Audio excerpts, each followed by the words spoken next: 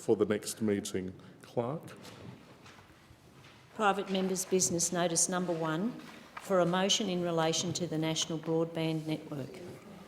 I call the member for Banks. Well, thank you, Mr Deputy Speaker.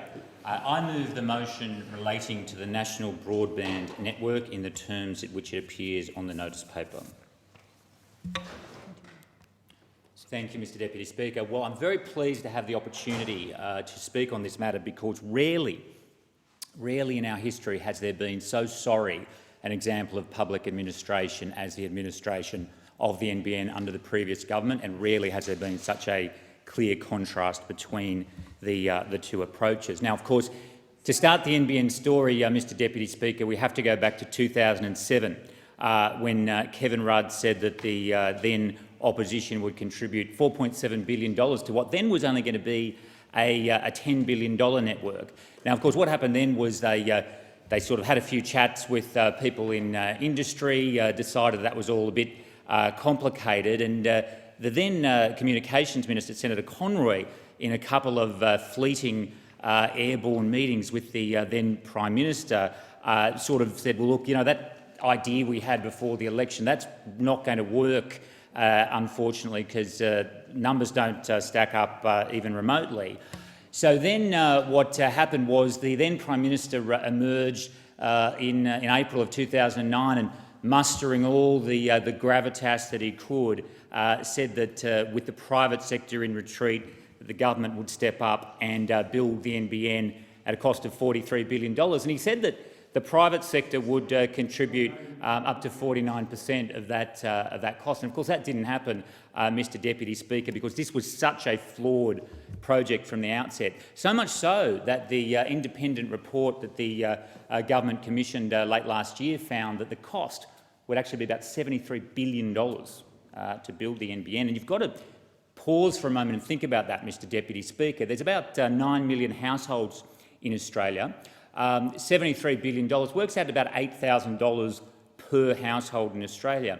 And further, what the report found was that the average cost to the average home under that plan would be about $138 per month. So you might recall, Mr Deputy Speaker, prior to the election, Labor saying that under Labor, high-speed broadband would be free, and that, of course, manifestly false because it failed to identify the fact that each household in taxes was effectively contributing about $8,000 to build it, and then would be required to pay more than $100 per month in order to access it. Now, there was supposed to be, of course, 500,000 homes connected by June 2013. There were actually 23,000. And the cost of the network prior to the election, $6.5 billion, reaching 3% of homes. Only 3% of homes for $6.5 billion, and that's a very bad investment, Mr Deputy Speaker. And what that failure means is that people continue to struggle to get high-speed broadband in this country. Small businesses in Padstow, in my electorate, still struggle to get high-speed broadband, as indeed do many residents in Lugano. So for all the bluff and bluster and extraordinary commitment of public funds on a whim in the back of a napkin, the practical results were very poor. So we're going to focus on practical results, Mr Deputy Speaker. We're going to use technology in a multifaceted way. So if technology is working effectively or can be used, rather than ripping it up, as the previous government was going to do, we will make use of that asset to build the NBN in a strategic way. We'll save $29 billion, Mr Deputy Speaker, $29 billion, extraordinary amount of money, and we'll build it 4 years quicker than the previous government would have done. And any claims from those opposite in relation to the NBN have extremely limited credibility, Mr Deputy Speaker, when you do take into account the extraordinary cost blowouts in the network, the fact that 3% of homes were covered for $6.5 billion, Mr Deputy Speaker, just an extraordinary use of public money. And interestingly, since the government of the day completed its deal with Telstra related to the NBN in 2011, the share price of Telstra has increased in a fairly dramatic fashion, and that may suggest that the government didn't negotiate the most sophisticated of deals with Telstra, Mr Deputy Speaker, and another very poor indictment on what was an extreme failure in public policy. The government's plan is on the right track and will get the NBN that Australia needs faster and more cheaply. Is there a seconder for the motion? Do you reserve your right? I do. That's right. The question is that the motion be agreed to. I call the member for Blaxland. Well, thanks, Deputy Speaker. I've got a strange sense of déjà vu. It feels like we were here in the same place debating the same motion this time last week. But if the Liberal Party want to talk about their second-rate NBN, if they want another mauling from the Labor Party about what they're doing and the mistakes that they're making to the NBN, then we're very happy to oblige. And that's because the people of Australia don't want a second-rate NBN. They want the real NBN. And in the member for Banks electorate, that's what they're now not going to get. In places like Hurstville, in Peakhurst, in Padstow or Lugano, these are places that would have got fibre to the home. Now they're going to miss out. Now there's new developments in places like Hurstville, like Riverwood and Kingsgrove. These are places that have got fibre to the home, but all around those areas, places where people live and need the real NBN, they're going to miss out. And don't worry, we'll be very happy come election day to tell them all about it. We'll also tell them about the broken promises of this government. I've spoken before about the promise the Prime Minister made that by 2016 everyone would have access to 25 megabits per second. But just recently I came across this, which is Tony Abbott's letter to the Australian people, published on election day, published on news.com.au at 9:11 p.m. that night. And in that letter he talks about being a no surprises, no excuses government. How's that worked out for him? That hasn't worked out too well. He talks about being a government that says what it means and does what it says. That hasn't really happened. He's on a roll. And then there's this beauty. I want our NBN to be rolled out within 3 years. And Malcolm Turnbull is the right person to make this happen, within 3 years. Well, that didn't last long. What a cracker. It didn't last 3 years. It didn't last 3 months. It was December last year when they broke that promise. But interestingly, I checked on the Liberal Party's website this morning and that promise is still on the Liberal Party website. This is just bizarre. This is why we need a They broke this promise 6 months ago, but they're still promising 25 megabits per second by 2016. They're that proud of their broken promises, they're publishing them on their website. Now, the Minister, apart from promising 25 megabits per second by 2016, also promised that his negotiations with Telstra would be quick. Well, how's that going? It's now 9 months since the election this week and there's still no sign of an agreement. And here's the reason. The government wants to buy the copper and Telstra doesn't want to sell it. The head of Telstra recently said they want to keep ownership of the copper network.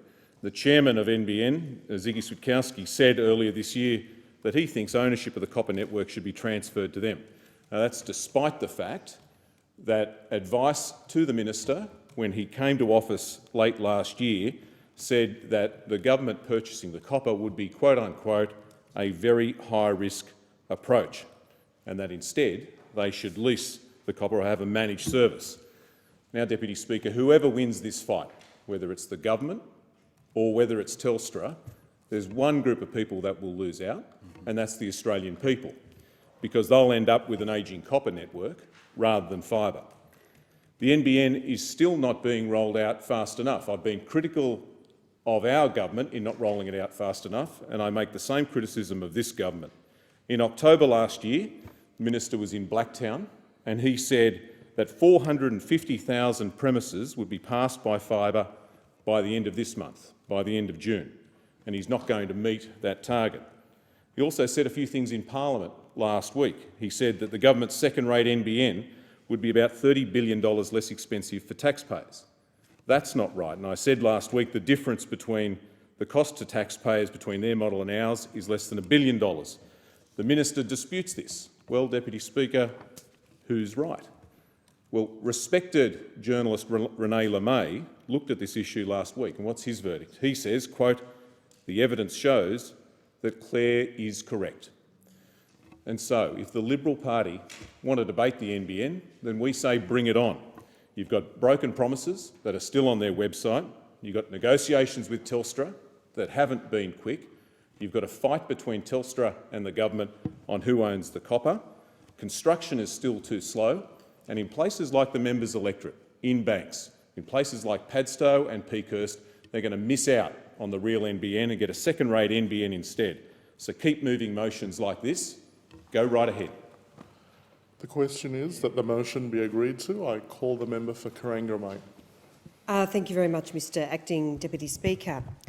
Well, today we've just heard a startling admission in this chamber, and I'm pleased to hear the member for Blaxland has finally admitted that he is critical of his own government for his own government's failure to roll out the NBN, because what we have seen in the rollout of this infrastructure project, Mr Acting Deputy Speaker, is frankly an unmitigated disaster. And so Claire is right on one issue.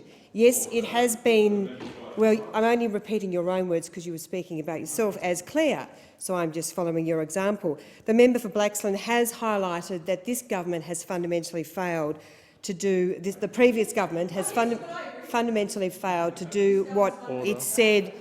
The previous government has fundamentally failed to do what it said that it would do. Since September 2013, the government has put this project back on track. Twice as many Australians are using the NBN today as on election day. In 9 months, the number of premises covered has increased 65%, from 348,000 to 573,000 premises. Labor underestimated the number of Australians in regional and remote areas who want the NBN by a factor of 2 to 3.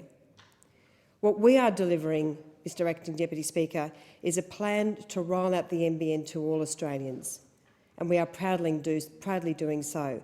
And if you look at the way in which Labor rolled out the NBN in my electorate, it is an absolute disgrace. Areas of the greatest need were ignored altogether.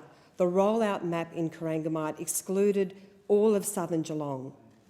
They were the areas that most needed the internet, and yet they were completely excluded. So we have seen from the very beginning, from the days when Kevin Rudd first promised the NBN back in 2007 for an amount of some $5 billion, a monumental disaster of delivery.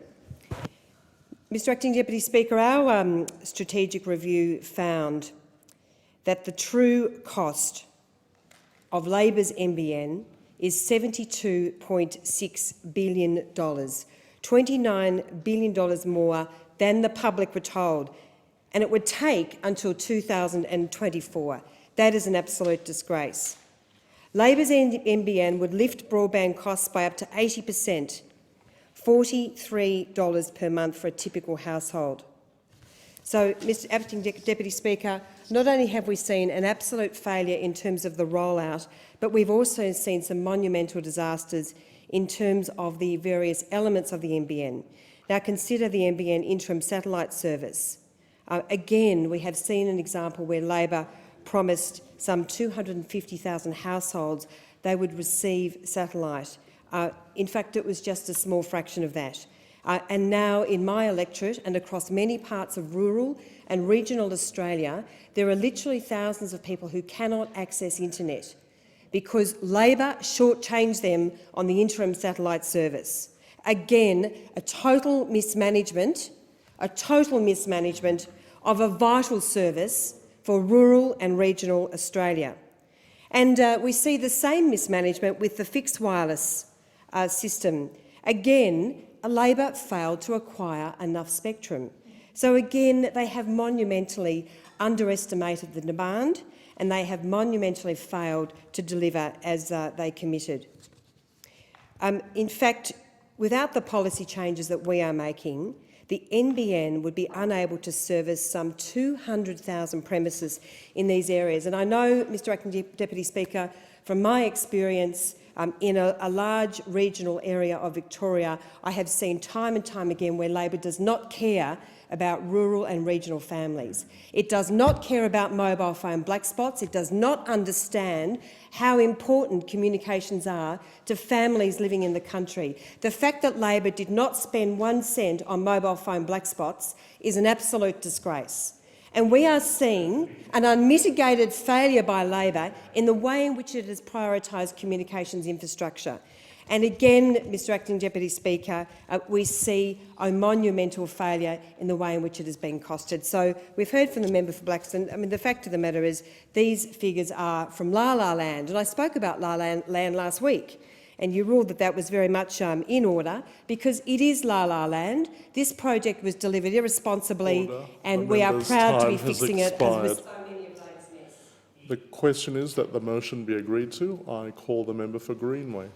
Thank you, Mr Deputy Speaker. I'm very happy to have the opportunity to debate broadband accessibility in this place because the last time a coalition member moved a motion on the NBN, the subsequent headline in Delimiter read, "Liberal MP misleads Parliament with NBN motion." Oh, we're going well. We're going well. And today the member for Banks, where's he gone? Member for Banks comes into this place. He's had a swig of the Turnbull Kool-Aid and he's moved a similarly ridiculous motion. And just look at the words of this motion. It's just mired in politics. It ignores the benefits of having an equitable, accessible and ubiquitous broadband network, which is what Labor's NBN is. And because those opposite don't care about affording all Australians in the cities and in the bush the opportunities that come through a high-speed broadband network. And one of the big betrayals we've seen in this place on this issue in recent years was the absolute capitulation by the Nationals on the issue of wholesale pricing equivalence. And the Tories, those who represent regional areas as well, they get up in this place and they talk about abandoning the bush. They've abandoned the bush. They've abandoned the bush. They're not standing up for wholesale pricing equivalence, which is what has driven the digital divide in this country. I also note there's no national MP speaking on this debate. Where are they? They sold out their members. They sold out their constituencies when Telstra was sold. They keep selling them out on this issue of wholesale pricing equivalence. But I do note the member for Grey, I thought he'd be in the chamber by now, is listed to speak on this motion. I look forward to his contribution because he's got some beauties. He issued a media release on February 14, 2012, saying, while the government is talking up the new satellite service for rural and regional Australians, which will increase download speeds, there are real issues with latency when it comes to the satellite service. But then in April 2014, he issued another media release saying, good, reliable internet is an expectation and people in regional Australia need broadband as much as those in the city. And as much as I welcome this upgrading of the interim satellite service, I'm really looking forward to the second half of next year when the dedicated NBN satellites come on stream. So on one hand, he's criticising satellite services for the bush, and on the other one he's welcoming them. No wonder his constituents are confused. So we were supposed to end the disparity. This is what Labor's NBN was supposed to do, end the disparity between metro and bush prices. Nationals, regional Tories completely sold out their constituents on this issue. And as we move to the substance of this utterly contemptible and misleading motion, it should be pointed out that in this brave new world of copper technology, the government's fibre to the node trials have been delayed. And as ZNet's Josh Taylor writes on the 30th of May, NBN Co was due to commence live trials of fibre to the node technology in Yamina in New South Wales and Epping in Victoria at the start of May. However, neither trial has yet commenced. No wonder they haven't taken. Why the delay? Well, according to the NBN Co's Chief Operations Officer, in the same article, the Epping trial in Victoria has slowed down a bit while we work with the utility there to find a power solution. We're working through that, he told Estimates. A power solution. Well, one of the issues I have been warning about, and we on this side have been warning out for many years to come when it comes to FTTN, as this government goes down its hodgepodge approach of the MTM or Malcolm Turnbull's mess. And as I wrote last year in Business Spectator, indeed Mr Turnbull can have his tiny cabinets, as he asserts, for the FTTN, as long as they don't need batteries, are not subject to flooding rain and appropriate line lengths are available for each. And with 60,000 of them, don't forget to add the O&M, operations and maintenance costs, onto each of them as well, certainly as the Shadow Minister alluded to. These are all the issues that are differentiated from a true fibre to the premises build. And it will dog this government and the minister for years to come. And on the issue of delays, As the AFR said noted last week, Telstra NBN Co deal tipped to miss deadline, but the minister said it would be so easy, so quick. He's the magic man. He could strike this deal with Telstra quicker than anyone else. And we all know now the current estimate is the negotiations to reacquire Telstra's copper could be delayed by up to 6 months.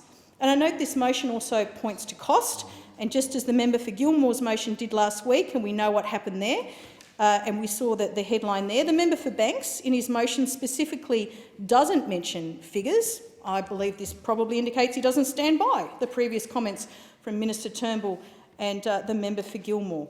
But, Mr Deputy Speaker, at a time when the member for Banks should be thinking about delivering broadband to his constituents, he's out there before the budget's even announced, apologising for the budget. People don't want your pity, they want the NBN. Order. The member's time has expired. The question is that the motion be agreed to. I call the member for Ryan. Thank you, Mr Deputy Speaker. Mr Deputy Speaker, the previous Rudd-Gillard-Rudd Labor governments left behind an absolute fiscal shambles. Indeed, we can all agree that they had the Midas touch in reverse when it came to delivery on projects, from the Pink Bats tragedy, not only costing lives but costing more to remove than install, to overpriced school halls, or in Mount Crosby's case in my electorate, an undersized concrete slab with only 2 walls, to the financial fiasco of them all, NBN Co. When the Coalition came to office, Labor could no longer hide the disaster that was their NBN Co. We learned that Labor's own financial advisers warned that the NBN project had a negative net present value of around $30 billion. The project was forecast to lose money for taxpayers from day one. Yet, despite these warnings, Labor always refused to refer their multi-billion-dollar fiasco to the Productivity Commission for proper analysis, which could have delivered a more cost-effective outcome and saved taxpayers billions of dollars. To have proceeded with the NBN regardless is a level of fiscal recklessness we have not seen before in Australia. The NBN Co carried out a strategic review from October to December last year to objectively estimate the true cost and timetable of completing Labor's fibre to the premises NBN and alternative layout options. The review found that if Labor's NBN proceeded, it would cost $72.6 billion, yet another $29 billion more than the public were told, and take until 2024, after originally promising completion by 2016. Mr Deputy Speaker, on taking office, the Coalition Government was duty-bound to revise the NBN rollout maps. Labor's maps were simply wrong. It was revealed that Labor's definition of construction commenced was directly at odds with most people's understanding of what those words meant. In fact, no on-site construction of any kind needed to have occurred for this definition to still apply. Now, most people do not consider construction commenced on, say, a house or office building, for example, where the only action to actually have occurred is for instructions to an architect to draw up the plans. This misleading rhetoric is not used or accepted by any construction companies around the world. But then again, NBN Co did live in a world of their own. Mr Deputy Speaker, the Coalition believes in being open and honest with Australians about the true state of the NBN rollout. For example, we believe that if you live in regional Queensland, we should not tell you that construction has commenced in your street, when in actual fact all that has happened is that a network planner has drawn up a map while sitting in an office in Sydney. Labor's NBN was going to cost a fortune for everyday families, lifting broadband costs by up to 80%, or an additional $43 per month. Labor went to the 2013 election promising 1.13 million premises will get fibre connections by the 30th of June 2014. Yes, this month.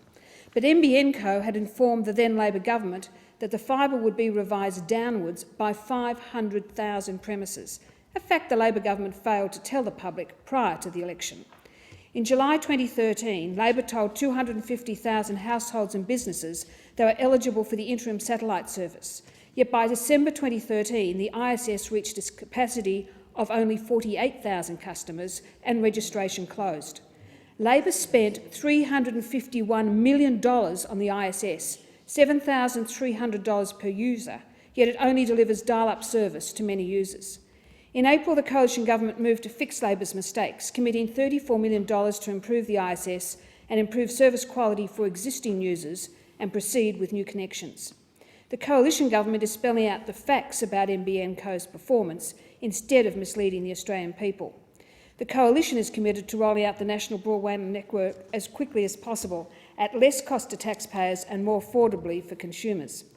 Since September 2013, the Coalition Government has put the project back on track, and now twice as many Australians are using the NBN from when we took over. In 9 months, the number of premises covered has increased by 65%, from 348,000 to 573,000. The Coalition Government has a plan to ensure all parts of the nation are properly serviced. The Coalition Government has approved NBN Co's recommendation that the rollout proceed using a multi-technology mix that matches the right technology to the right locations and leverages existing infrastructure where appropriate. This approach will save taxpayers $31 billion, get the NBN finished 4 years sooner, and enable 9 out of 10 Australians in the fixed line footprint to get download speeds of 50 megabits per second or more by as soon as 2019. And the most reprehensible part of this, Mr Deputy Speaker, is that the residents of Brisbane City Council could have had fibre to the premises now if the Labor government hadn't threatened us with retrospective legislation.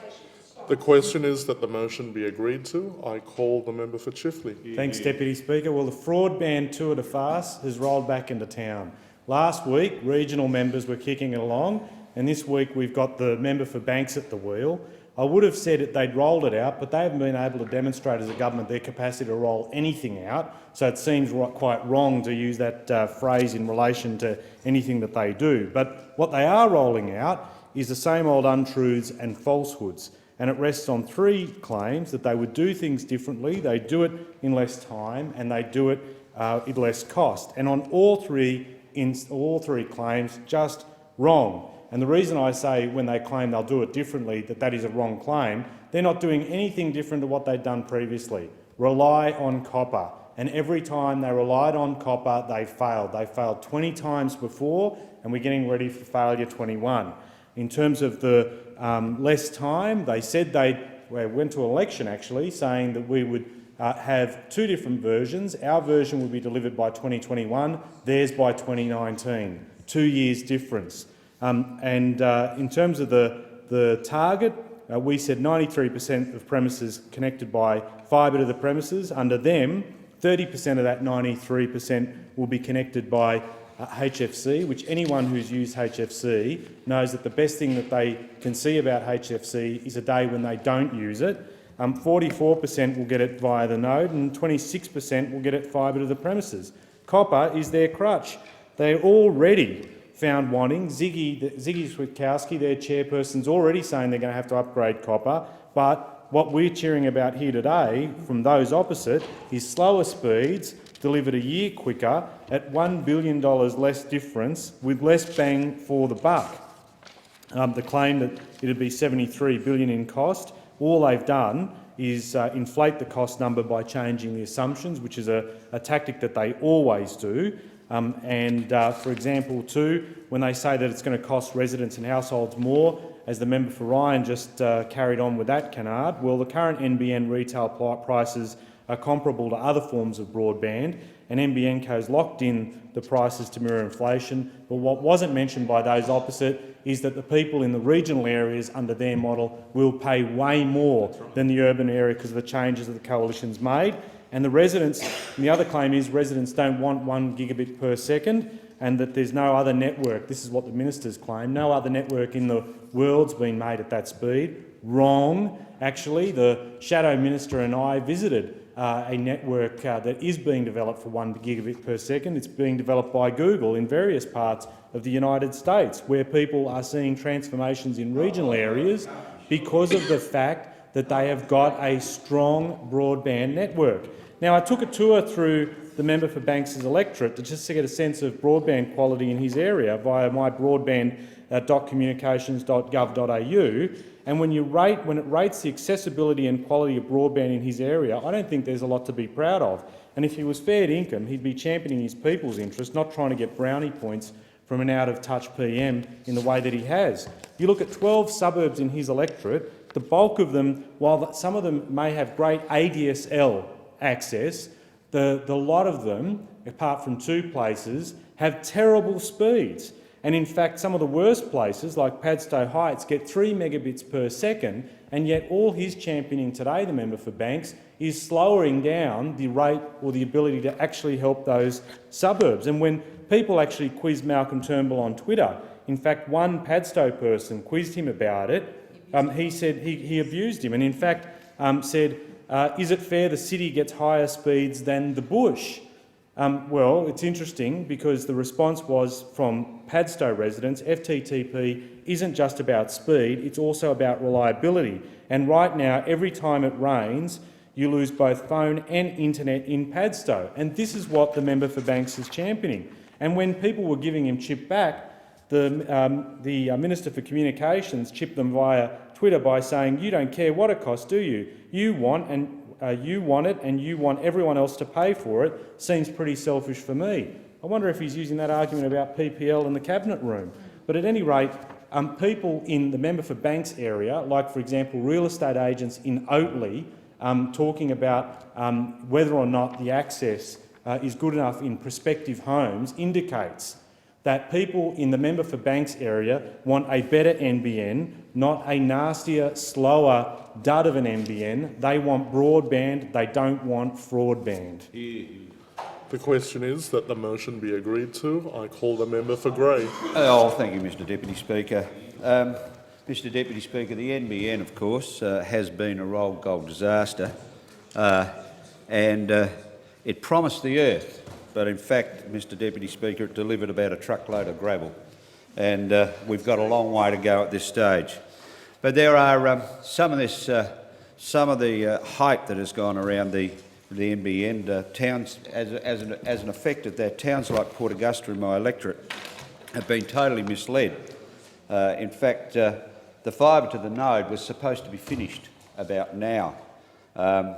And by the time the election had come around, in fact, the headline contractor in South Australia had withdrawn from the contract to deliver on the ground. Barely 2 streets had been covered in Port Augusta. When the contract was in such disarray, of course, the objectives that were placed on the board, on the NBN board, were totally beyond reach. We are now picking up the pieces, putting back on track, if you like, the NBN rollout. But what we will not do, and the member for Greenway says that I don't stick up for my electorate. She either hasn't been listening to what I have to say on this and a number of issues. But let me say, what I won't do is mislead the members of my electorate into thinking things are on track and completed before they have any chance of being in that vote. Now, I am also responsible in my electorate for about 80% of the state which will never, ever be covered either by fibre to the premises, fibre to the node or indeed fixed wireless networks. And that is what I shall call, for the purposes of this debate, Mr Deputy Speaker, the satellite community. Now, one of the things I've always said about Senator Conroy's NBN was he got it right when it came to the commissioning, building and launching of 2 custom-built satellites to service that satellite community, Mr Deputy Speaker, at a cost of $1 billion. And I thought that was good policy, and I think it will serve Australia well in the future, even though there are likely to be some teething difficulties around it. But the problem was, of course, was the interim service, Mr Deputy Speaker, and here Senator Conroy propagated a disaster at every level, it must be said. Initially, he said that 250,000 Australians will be able to hook on to the interim satellite service. But in fact, he only leased enough space for 48,000. And then, even worse, Mr Deputy Speaker, the NBN at the time didn't limit the size of the data packages. So, in fact, it didn't even reach 48,000 before, in fact, the system stopped to a crawl. And the member for Chifley accuses us of spreading mistruths about their particular NBN. Perhaps he might take another opportunity another time to enlighten me about where I have been wrong about this interim satellite service. So 250,000 people, the previous minister said could be serviced. He booked enough space for 48,000 and it crashed at 44. Well, since that time, as I said, Mr Deputy Speaker, we are picking up the pieces. So Minister Turnbull has leased another 9,000 places at a cost of $34 million. I might point out that the Senator Conroy's original investment was $351 million in the interim service, which ultimately crashed at 44,000. Minister Turnbull, as I said, have invested $34 million in another 9,000 places and a further $18.4 million to fix the 44,000 that are already operating at substandard speeds. In fact, the slowest dial-up in some cases, Mr Deputy Speaker. I had constituents that were originally quite excited at the interim satellite, contacting my office, and of course we were giving advice to others, so go and hook onto it, you know, the government said it'll work, having no idea that within 2 years, 18 months, those same people would be ringing back and abusing my office for directing them to the interim satellite service. It seemed not only did they allow the previous government allow oversized data packages to be sold, but they didn't actually ask people whether they were able to receive a service in another manner when they allowed them to sign on to their interim service. So a lot of this was a result, Mr Deputy Speaker, of a minister that had a crash-through or crash approach, and I think in the end it will be viewed that he crashed. The question is that the motion be agreed to. I call the member for Bendigo. Thank you, Deputy Speaker, and I rise to speak against the motion as well, because this motion is totally bogus. It does not actually go to the real infrastructure crisis that we have in telecommunications, particularly in regional Australia and central Victoria. Before Malcolm Turnbull, before the minister took the reins and became the Minister for Communication, there was a plan. There was a plan for Central Victoria, there was a rollout plan, and we were progressing through that plan, and that plan has stalled. And where have we stalled? We have stalled at the time of rollout. So in Bendigo and Central Victoria, we are in the midst of a telecommunications crisis. We are in the midst because we have a problem with infrastructure. And prior to this government coming to power, we had a plan. Right now, if Labor was still in government, fibre to the premises would be rolled out right now. The contracts were set to be signed, but Bendigo has missed out, and we are falling behind the rest of Australia and the rest of regional Victoria, places like Ballarat, places like Geelong, places like Shepparton, because they are getting the rollout. What we have had rollout so far when it comes to the NBN, we have had a number of areas, smaller areas, switch onto the fixed wireless. We have had a number of farming communities switch on to the satellite. But what we don't have, and we still don't have to this day, is a plan for the rest. We don't have today a plan for Bendigo. We don't have today a plan for Woodend, Kyneton, Castlemaine, the major population centres. So it puts those areas further behind the digital divide. The reason why this motion is bogus is because it's a smokescreen for what is actually going on in the bush in the country. Nowhere in the government's plan have they talked about the wholesale price. Under the former plan, it was going to fix the divide between city and country and ensure equity. Yes, it is more expensive to deliver services in the country. That is why Labor, which is the only truly party that stands up for country areas and regional areas, that is why we said that there would be a single wholesale price. So regardless of where you lived, it was the same wholesale price. You cannot leave it to the market when it comes to the country. It is simply more expensive because there are further distances. Labor gets that and had a plan around the wholesale price. Yet today, while we stand here debating this ridiculous motion, there is no comment from the government about the wholesale price when it comes to regional areas. There is no plan for this government about what they're going to do in Bendigo. We knew prior to the election that the rollout would be happening right now through the main streets of Bendigo and into our main towns. We knew that that was the plan. But today we are still waiting. And as we speak, there are people from Ilotamali coming to this House, meeting with the minister to say, what are we going to get? We don't know what we're going to get and we don't know when we're going to get it. Are we going to get fibre to the node? Again, another disaster for regional Victoria because we have further distance from the node, so we have to pay more. What the coalition in government have is half a plan. They have that, we'll build it to the corner, maybe. We'll let you go through the coaxial cable, through the pay network, maybe. We may go to the basement. Doesn't work in a town where we don't have high-rises. We may go to your estate. Bendigo is on hold, and our economic future is on hold until we get this plan fixed. And that is what is so important, that the minister actually come out and actually outline his plan for Bendigo and Central Victoria. Because at the moment, the few homes that have been able to connect to the NBN, they are embracing it and excited. They no longer have. These are the homes in our small towns like Tunnagulla. These are the homes that are in the outlying areas of Malmesbury. These are the homes where they are excited and clicking onto the NBN because for the first time they actually have decent internet access. Yet in our other areas, whether you be in Bendigo Central or in towns like Woodend, they are falling behind. Every time it rains, the copper network in our area fails and people ring up the office. So today in my office in Bendigo, because we had rain over the weekend, more complaints about the failing copper network. And that is the fundamental flaw with the government's plan and why they haven't released it. It relies on a failing copper network.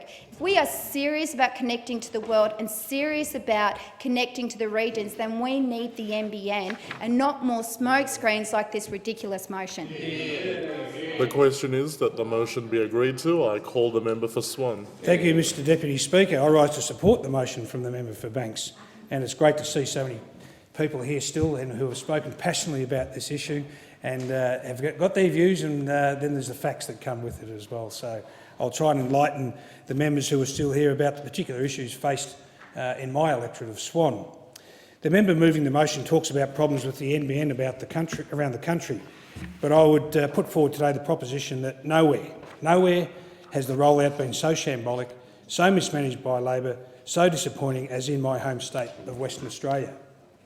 The reason I'm talking on this, and have spoken previously in Parliament about this issue many times, is the fact that in my electorate of Swan, the previous Labor government decided to promise at the 2010 election to roll out the NBN and start that in June 2011. They did not get around to starting it until about October 2012, as 2 years later there were no ready-for-service premises in these areas. There were, however, dozens of newspaper articles, press releases and media appearances by the Labor Party, which I have some of them here, showing all the Labor Party at all their ceremonies. There were maps, there were button-pushing ceremonies announcing the NBN was here and was available. But in my election of Swan, the Labor Party even promoted a forum on Labor's NBN on the basis that it was delivering fast, affordable and reliable broadband free of charge. But the problem is, Mr Deputy Speaker, on election day 2013, there were only 34 premises in the whole of Perth connected. 34 in the whole of Perth connected. They were doing well. How good's that, Mr Deputy Speaker? 34. What a rollout. All that button pressing and announcements it's turned on, and there were only 34 connected in the whole of Perth. After all the button pushing events, all the press releases and photos with councillors behind trucks, hard hats, high visi vests on, only 34 had been connected. It was a shocking record, Mr Deputy Speaker, and exposes the true state of the NBN in Western Australia under the Labor government, an absolute shambles. The shambles was exposed in many areas, but perhaps summed up by the fact that the lead contractor in Western Australia, Cynthia, which had struggled to deliver anything much, announced it would pull out of the state and no longer continue with the project in WA. In August 2013, it was announced that the Cynthia joint venture and NBN Co had decided not to renew contracts in Western Australia and South Australia. I see the member for Grey here, he knows about this, after their expiration in September 2013 and November 2013. On August 13, 2013, The Australian featured an article entitled "The Never-Ending NBN Rollout," which detailed how days after Cynthia said it was walking away from the NBN, as many as 7 subcontracting companies in South Australia also had pulled out on the project, complaining they owed hundreds of thousands of dollars of unpaid fees. Difficulties with Cynthia and delays in the progress as a result were not a new problem for the NBN Co, with the article pointing out that in March 2013 the company had admitted that labour problems in the Northern Territory and the lack of specialist fibre splicers had hit the rollout with a 3-month delay. Those problems got so bad that NBN Co had to revoke Synthio's contract to build the fibre network in the territory. But this is, an excellent rollout. If you listen to on the other side, they're just saying, what a fantastic rollout. In my electorate of Teague Street, where the Teague Street in my electorate, the member says in his motion that the NBN was badly mismanaged by the previous government, and the minister has said on many occasions that the lack of any rigorous study or cost-benefit analysis was detrimental to the project. I think this mismanagement and lack of planning analysis came together in Teague Street. In my electorate of Swan, one of the areas where construction did actually start in Western Australia. There were two issues in Teague Street, and I was contacted about by my constituents. Constituents initially contacted my office about the damage being done to streetscapes. One constituent kept count of the number of times the street had been dug up and reconcreted again and again and again. But more worryingly was the incident involving the asbestos at the site.